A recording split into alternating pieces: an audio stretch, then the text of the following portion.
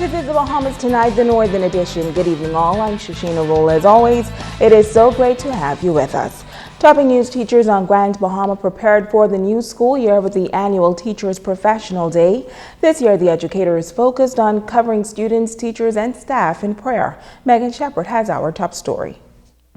Hundreds of teachers coming together from the government sector for the annual Professionals Day.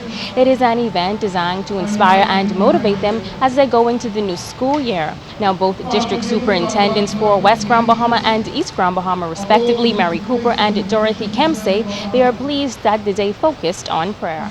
We are dedicating the 2015-2016 school year to the Lord. As you know, during the last year, we lost a number of our educators. The prayer for the entire school year, prayer for students, prayer for teachers and administrators, praying for the Ministry of Education is fitting, is extremely fitting as we move forward to do what it is we've been mandated to do. The district superintendents say the goal this year is continued growth for both the teachers and students. We know that Hurricane Erika is on the pathway for the Bahamas. And of course, in any situation like that, schools will be closed, but that's not my call. The Minister, of course, of Education will make that call. We are continuing with the ministry's mission and vision, and that is to improve student achievement across the entire district. We would have started that mandate. We've been given that mandate for a number of years, but really focusing on student achievement in the last school year. So we are carrying on with that vision and with that mission that we've been mandated. This past March, the education system lost an iconic fixture in former Deputy Director of Education Sandra Edgecombe. Cooper says she is still greatly missed, especially during such events. For me, personally, the start of this new school year was a little difficult because we just miss Miss Edgecombe. You know, she was just everywhere with us, and every time I do something for the first time, I really miss her. And especially today at this ceremony, she's just a great miss to us. Students are expected to return to school Wednesday, September 2nd. Megan Shepherd, ZNS Network News. Well, as schools across the island open their doors this week, a local private institution will remain closed at least for a few more days. The St. Paul's Methodist College is facing a major challenge at the start of the new school year. ZNS News understands that the private learning institution that has served the community for the past 50 years is infested with mold, and therefore faculty and students will not be able to return to those premises this week. Now, St. Paul's College issued a statement this afternoon noting that the school is set to undergo major repairs and renovation.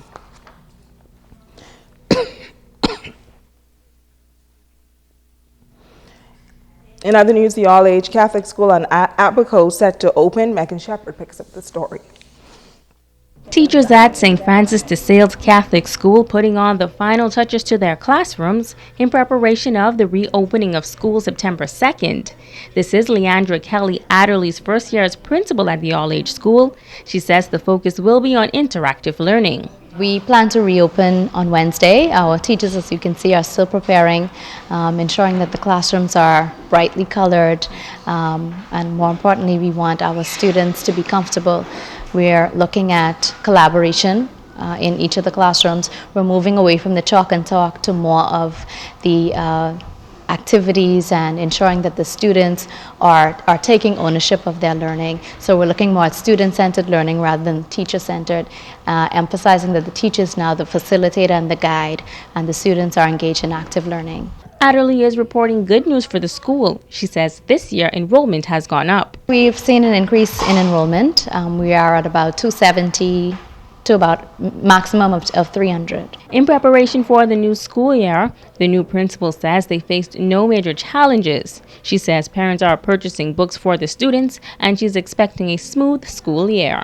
We are looking at just an overall good year. We wanted to emphasize the importance of the Catholic identity, ensuring that our students are Christ-centered and character-driven. And most importantly, this year we want everyone to have a sense of school pride, island-wide pride, and moreover, we just want to have a successful school year. Adderley adds that she is pleased that Tropical Storm Erika did not make it to Abaco and is wishing all the best to students returning to school. Megan Shepard, ZNS Network News. Stay with us. The Bahamas Tonight, the Northern Edition, continues right after this. Bringing news that matters to you. You're watching the Bahamas Tonight Northern Edition. Welcome back. Tropical Storm Erika threatened to move through the Bahamas, but it ended up shifting away from the islands. Natalia Hall tells us that the residents in East Grand Bahama were prepared as they anticipated the arrival. I had to prepare for it. It's just come. But I'm glad it's gone. Tropical Storm Erika was projected to hit the island of Grand Bahama last weekend. Our ZNS News team traveled to East Grand Bahama and spoke with residents on their preparedness level. Residents say they are relieved that the storm did not come because the East End community cannot take another storm after the major hurricanes that hit Grand Bahama back in 2014 and 2015. We are glad that it's changed course and is headed in the opposite direction. Or has since been downgraded, and so we are thankful to God for that, that we can now breathe a sigh of relief. I went to the store to pick up a few things, for emergency purpose, but I had a strong feeling it wouldn't do much effect to us here. And I'm happy it didn't, because the last one, was devastating to us, and I hope to don't see nothing like that again. Residents in East Grand Bahama said that they weren't taking any chances. They prepared by buying supplies and battered up their homes in the event that Tropical Storm Erika had passed through the island of Grand Bahama. I was in Freeport on Thursday past, was able to get into the food stores, get my water supplies, canned goods, etc. And of course, as you can see, we were ready to have the home boarded up. I was fully prepared to move, because in this area it's kind of dangerous in case accidents or something happen, that you get injuries or anything like that to get into Freeport. Well, we get by a lot of grocery. And we bought up the house as hurricane come. It wouldn't mess up the shutters. So you had planned to stay in East Grand Bahama? Yeah. It's better to stay in East Grand Bahama, because when you go down Freeport, the water be so high you can't get back in East End. David Pinder says although Tropical Storm Erika is gone, he is not letting his guard down. I wouldn't let my guard down. Not yet, because I remember either Jane or Francis, one of them had gone and loop right back around again, so it could happen. The hurricane season does not end until November 30th, and the entire Bahamas is encouraged to always be prepared. Reporting for ZNS Network News, I'm Natalia Hall. Reach Out Ministries hosting their annual Back to School giveaway on Saturday to assist young people and families from various neighborhoods on the island. There were a number of giveaways such as backpacks, school supplies, shoes, haircuts, and much more. Founder Dudley Sept says every year the Lord lays it on his heart to give back in the inner city area. Giving back is to help those who really need it. And today we have hundreds of kids out here. We have hair braiding. We have the barbers doing haircuts, but it's to help kids so they can go back to school. And me growing up, I never had new clothes. I never had new shoes and new backpacks, and that's why it means so much to me, giving back to these kids so at least they could go back to school looking new when school reopened. Now, Sept says the initiative would not be possible without the continued support of various sponsors.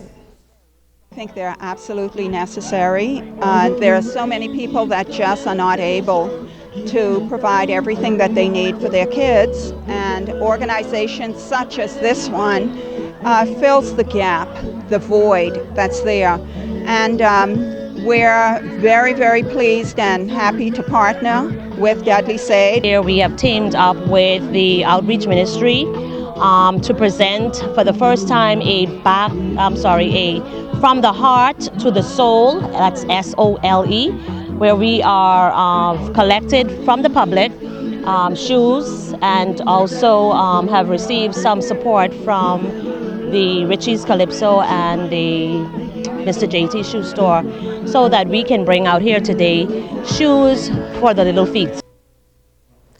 Well, this week, a Covenant Living Conference for pastors and leaders is set to take place on Grand Bahama under the theme Renounce, Renew, Reconcile, and Restore. Host speakers Richard and Lurenda Adebayi are pleased to bring the conference to the island.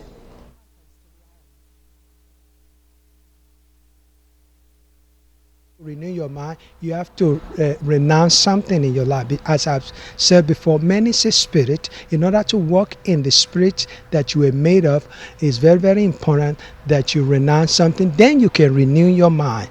Then when you renew your mind, then you can reconcile with people. Because there's so many people who have left the church that don't know how to come back. But we as a leader, as a pastor that God has called before the foundation of it, need to reconcile those people back. Restore means that those people who have left because of some offense and difference. So we have to restore back them to the local church. Well, guest speaker Apostle Kalafo Kali says Grand Bahama Island is in need of this teaching session geared towards leaders. This program is going to, and these seminars are going to just equip leaders on how to effectively lead, giving them the leadership principles, giving them leadership guides, and developing leaders. And there's a leader in all of us. And that's what Richard and his team is doing. And we're a part of helping to bring the leadership out of everyone. I think it's going to have a tremendous impact on the social, spiritual, and business leaders. From this conference, we're hoping that people will leave here energized and reconciled and renewed, restored to walk into their greatness. Well, Bishop Godfrey Williams will also be speaking at the conference, which is set to take place at the Jubilee Cathedral on Settlers Way this Thursday and Friday at 7 p.m. and Saturday from 9 a.m. to 4 p.m. Those planning to attend are asked to register for free at covenantliving.com. And in other news, the Junkanoo Summer Festival in 8 Mile Rock was a summer treat for visitors and residents alike. It was a team effort, and the partners created what is called a sand garden. Megan Shepard explains. For the past few Friday evenings, Sunset Village in the 8 Mile Rock community was the home to the Junkanoo Summer Festival, adding another popular night of activities for Grand Bahamians. During this time, a number of entities partnered together to implement a sand garden. Assistant Plant Manager at Bahama Rock says that they were pleased to come on board to provide the sand for both the 8 Mile Rock and West End sites. Director at the Ministry of Tourism, Betty Bethel, explains the concept. An aesthetic that we created to enhance the Sunset Village area during Junkanoo Summer Festival. And we wanted an area where our guests would have a focal point and feel comfortable and just have a place where they could view the festivities of Junkanoo Summer Festival. And today we're here to dedicate this aesthetic to the Sunset Village Association. And they only asked for a small donation of provision of sand to fill the area for the event. Bahama Rock is very much a part of the community, and we are very pleased to assist whenever we can. Vice President of the Sunset Village Association, Craig Lockhart, offering a big thank you to the partners, which also includes local government. He says the association has been in the process of upgrading and enhancing the site, and the new sand garden is an excellent site for a number of activities. There's a lot of ideas that we can think about. Maybe people want, get married and they might want to have their reception here, or like for further Junkanoo events, Gombe events, parties, and even a family. We try to make it a family venue site that you can come out with your kids. Eventually we want to put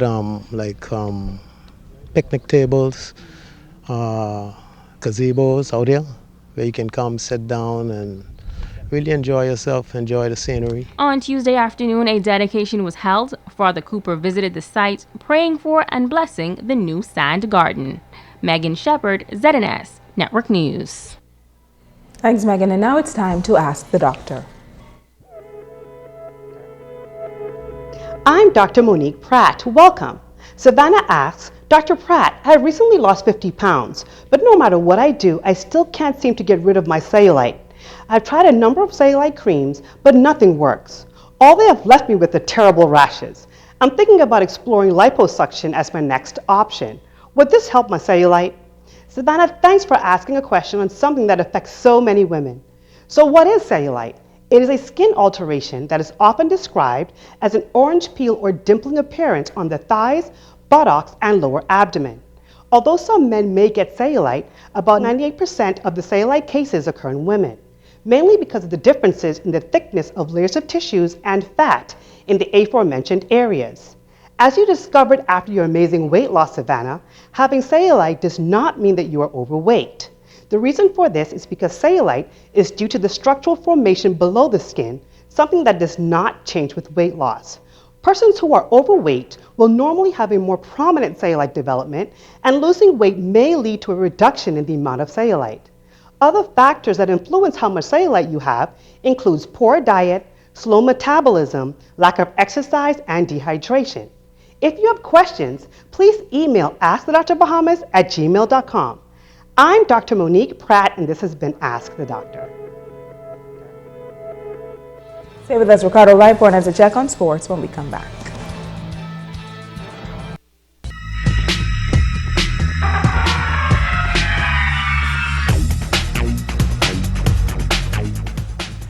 Everybody, and welcome to Sports and Ricardo Live. And this one is for my good friend Lafayette, who was talking more foolishness today, especially that dead fish team. But brother, stay on the airport. Abaco Invitational Golf Tournament is fast approaching, and it's a 36-hole fall ball stroke play. And guys, we're coming to Abaco. The Abaco Invitational will be played at the Abaco Club on Winding Bay. It's a two-person team, 36-hole four-ball stroke play. Gross and net awards with 80% of your handicap to be used. Pro of the Abaco Club, Phil Johnson, has the 411 on this one. We're doing the Abaco Invitational the first weekend in November, which is going to incorporate our members, their guests, along with local Bahamian golfers, trying to work with the BGF and make this event, a huge success. It's going to be a two-person event per team. 72 players is most likely going to be the maximum. We might expand it a little bit more depending on, participation and how many people actually really want to play in the event. But our goal is to reach 72 players, and we're well on our way. The reserve team's entry deadline is September 18th. 10 reserve teams for the Abaco Club members, 10 teams for the Bahamian players, including the practice round and 2 tournament rounds. Okay, there's 2 breakfast settings as well as 2 lunch, 3 dinner, and the awards. Registration deadline is October 9th, and the driving range is also being reconstructed. Gregory Sherwood says it's going to be a fun event, and the work to the golf course will be present. As we speak, we're investing in a state-of-the-art short game area for players of all calibers, from the tour player down to the novice. And it's under construction as we speak, along with a state-of-the-art driving range. November 6th through the 8th, test your mettle at the Abaco Invitational. Okay, it's for golfers, hackers, sandbaggers. You got to email pjohnson@theabacoclub.com. And executives of the Grandma Secondary School Athletic Association meeting Wednesday at 4 in the afternoon. The general meeting is set for the phys ed teachers and coaches for this coming Thursday at 4. They'll be at St. George's Gym. The High School Sports Association will open the season with volleyball. Crucial is the dates for the start of the basketball and also track and field season. Now, the high school nationals, especially crucial here. Last year was simply botched up. Hopefully, they'll get it right this time. And it's official. I have entered the 43rd Central American and Caribbean Bodybuilding and Fitness Championship. It's going to take place September 24th to the 27th in New Providence down there at Atlantis. Bahamas Bodybuilding and Fitness Federation has put me in as one of their main events. This body going to be on display, baby, in the next couple of days. That's a look at sports tonight.